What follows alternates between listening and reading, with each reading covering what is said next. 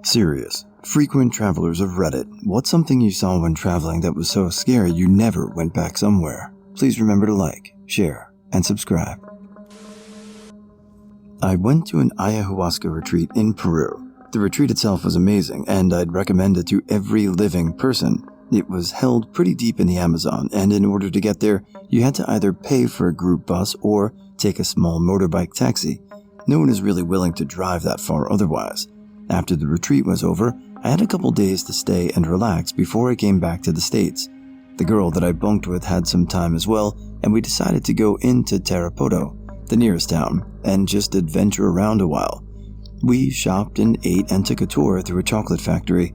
She was staying in a hotel in town to catch her early morning flight the next morning, so I took a motorbike taxi back to the jungle alone. About halfway down the road, the driver stopped, and a man holding an AR came up to the cab and started asking me questions about where I was going, what I was doing, etc. I was completely alone with the driver, who stopped for this guy, and the guy with the really big gun in the middle of the Amazon. I was beyond terrified. The whole ordeal lasted less than 5 minutes and ended with me paying the gun guy a toll of 10 soles. I think it's less than $8. Not completely sure on the conversion. The driver insisted I had to do this, so I did, and we thankfully drove away. A few miles later, the driver stopped again, and I almost had a heart attack. He insisted he had something to show me, and that I should get out of the cab. So I did. It might have been stupid. I still don't know what the right thing to do was. He took me to the edge of the road, where there was a cliff, and below was the spot where a small river smashes violently and spectacularly into the face of the Amazon River. It was among the most beautiful and fantastic things I saw in Peru. We stood in silence and watched the rivers merging for a while before he safely delivered me back to the retreat. It was a scary ride, but man, what an effing story. My sister, my mom, and I were almost trafficked. We are originally from the Balkans, living in Germany. When my parents divorced, my mom took us for a holiday back home. The bus drive was 30 plus hours. We almost arrived, and my uncle was supposed to pick us up at the bus station, but we didn't arrive. It was around 11 p.m., and the bus driver said we had a flat tire in the middle of nowhere. There were 3 other women left in the bus. They started crying, since they told us there were some nice taxis waiting for us on the street to bring us to our homes, which in retrospect was ridiculous since we all lived in different cities. But my mom and sister already got into the taxi, bags in the trunk. Then the women started screaming and crying, trying to call their husbands. Luckily, one husband wasn't living far away, so he came with his family and the bus drivers were scared and the taxis left. I got into a minibus accident in the mountains in Bolivia. The air brakes failed as we were driving down the mountainside. All of a sudden, the driver's side passenger jumped out of the bus on the road. Then all of us passengers started to jump from the moving bus, hitting the dirt and rolling. The bus ended up crashing into one of those runoffs built into the side of the mountain. Terrifying experience. From then on, I took the trains and planes when possible. I don't know if I'd venture to Bolivia again. From 1999 to 2002, I was traveling the Midwest and plains. I remember driving through some arid desert, which looked like it used to be farmland before the long-term drought in the area. My car broke down not far from a farm, and a very nice older couple let me stay with them until I could get my truck fixed in 2002. They had a wonderful dog I really enjoyed playing with. Let me tell you though, the amount of people that would come by this family's home was absolutely insane. A sickly-looking man kept harassing them to turn their property into a literal dump or landfill. There were 5 to 6 gangsters leaving large footprints on the more secluded areas of the property, burying God knows what. An ancient-looking dude wanted to film on their property, not nursing home old, but crypt keeper old. As nice as their dog was, holy effing shit. The 2 ducks they kept seemed to have a vendetta for everyone. At least there was a nice traveling barber service in the area. Got a real nice buzz cut. Throughout high school, me and some friends had these trips to South Texas desert near the border. We would camp out in the wilderness and shoot guns or build a bonfire. We graduated in 2004. Our last trip was in 2005, and we had a really scary experience. We had a campfire going at night, for those that don't know how deserts actually get cold at night due to lack of humidity.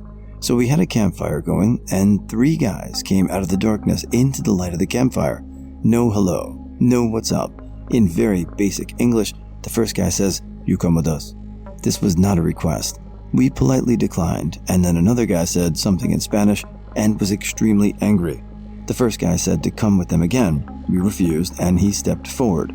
My friend panicked and pulled a shotgun out, screamed we weren't going anywhere. The English-speaking guy simply said, okay, stay. As he backed up, they left, and we quickly put out the fire. I made sure everyone grabbed their wallets and phones, old Razr flip phones.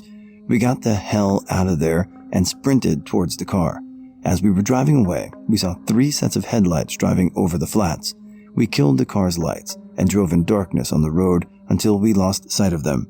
We drove to a sheriff's office to report what had happened. We were told that if our story was true, it's a real good thing we did not go with them. It happened in Vietnam, in the middle of nowhere. I was just hopping out of my scooter outside a 7-Eleven when a young woman ran into the store screaming. She was clearly beaten and her clothes were ripped. A few seconds later, 3 men came after her, drag her outside, and force her into a car. One of the men had a knife in their hand. I was so shocked. I wanted to help, but I was too afraid to do something.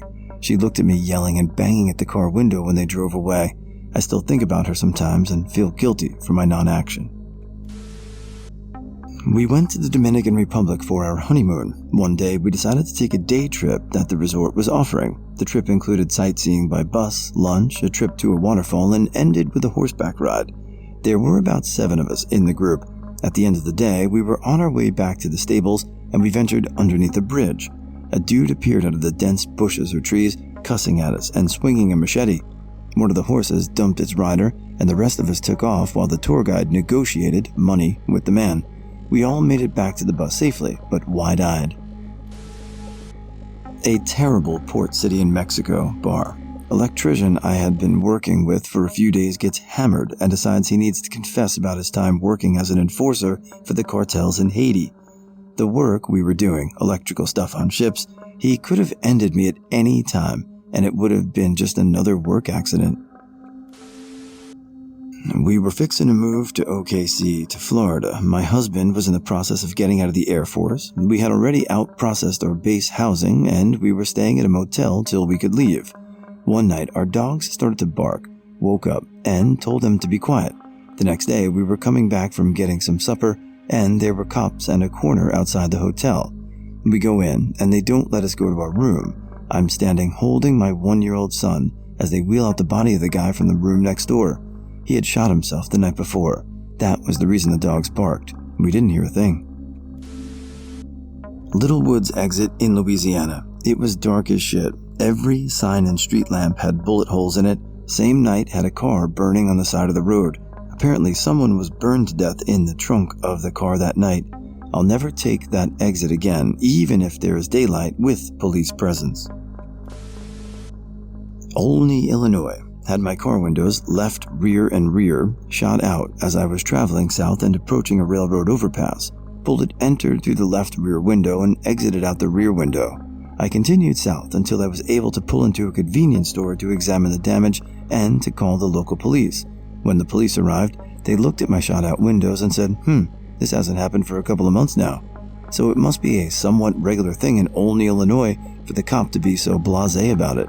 I will never go back to that place. Went camping with buddies in East Texas. There was a national forest campsite, but when we got there it had apparently been abandoned. Turned out the campsite had been closed for years, but they'd never updated the website. There were holes in the roof of the bathroom and etc. We were there anyway, so camped. But then at night heard people shooting guns nearby with people yelling and flashlights in the woods. We got out of there quick. Thailand Pai. When I was dating with my girlfriend, we went there. Pai is sort of an out-of-nowhere and popular with hippie hipster tourist spot. They also shot some famous Asian movie in this village, so although it's out in the nowhere, it was still quite popular. First thing we noticed was how many stray dogs there were. It was not normal. About 20 dogs wherever you go, and they just walk into restaurants to beg for food, etc. They were all super friendly and chill. When we went there was this huge reggae event. We went there and it lasted till 2 a.m. or so. You had to catch the shuttle bus to get back into the village, so it was far out in the fields. When we were back in the village, we couldn't find where we parked our scooter. It was scary to search for your bike in the middle of the night with a lot of dogs following us and just watching us. When we finally found the bike and drove back to our resort, something strange happened. We saw a lady in the middle of the road at 3 or 4 a.m. at this point, dressed in a long black dress with long black hair in the middle of the road. We had to pass to get to the resort. She was flailing her arms around but didn't move her feet or move at all, and there were 30 or so dogs in a circle around her barking like crazy, but none of them went close to the lady. I thought I saw things, but my girlfriend saw it too, and I told her to keep driving and don't stop. The resort was nearby, so we wanted to warn them about it and maybe someone needed help, but there was nobody to be seen for some reason. The barking also stopped, and we decided to get to our room and sleep. Well, no. Over the night, we heard someone knocking on our door and window every now and then, heard the dogs in the distance again, out of the gate, and it continued. The next day, we decided to get the F out of this town, but every single bus was full due to this reggae event. I decided to pay a driver, who approached us for a private drive, for 4 times the price, but we just said yes, get us out of here. To this day, we still don't know what it was about and felt so bad if it was really a lady who was just crazy and needed help. But every alarm went off, and I think it was a good call to keep driving. I hope. This happened when my family was visiting my cousins in Frankfurt. My sister and I went to Walgreens to pick up some pictures. When we were at the checkout, a man came in the store with a gun and started yelling. My sister started crying, and since the checkout station is right next to the exit, I told her that we should stay put until the man was gone. Luckily, no one got hurt, and we made it out safely. This happened in Puerto Rico back in 2003. I would often take long drives to random and secluded or closed beaches at night so I could study in peace. One night, while I was out studying, I just happened to glance at my rearview mirror and saw that an illegal firearms deal was taking place right behind me. Apparently, they weren't concerned about the presence of a witness, which I found to be a huge red flag. Without turning on my headlights, I crept out of that spot and drove off. No one followed me. Definitely ranks in my top 10 creepiest encounters. This actually happened right outside my house, so technically it doesn't count, but we have since sold it and I wouldn't go back. I was walking my dog at around 1 a.m. and he is a golden and super friendly. All of a sudden, he bolts and breaks his collar and runs up to this man who was hiding behind a tree. The guy yells and says he's afraid of dogs and tells me to come and get him. So I go and grab the dog and apologize profusely, but at the same time alarm bells are going off. The guy is sweating profusely and is just off. The dog is whining and really wants to go to this man, and I tell him he is friendly and not to worry. He responds, well, maybe I could try to pet him. So against my better judgment, I let the dog go closer, and he lays down, exposes his belly, and the man has what I can only describe as a moment with him. He pets him for a good minute and has tears in his eyes. Then, like a switch flips, he looks up at me and says, it's awful late for a pretty girl like you to be out here in nothing but pajamas. Your dog saved you tonight. Then he turned and walked away. I booked it home. My dumbass dog would welcome a burglar into the house with open arms, saved me.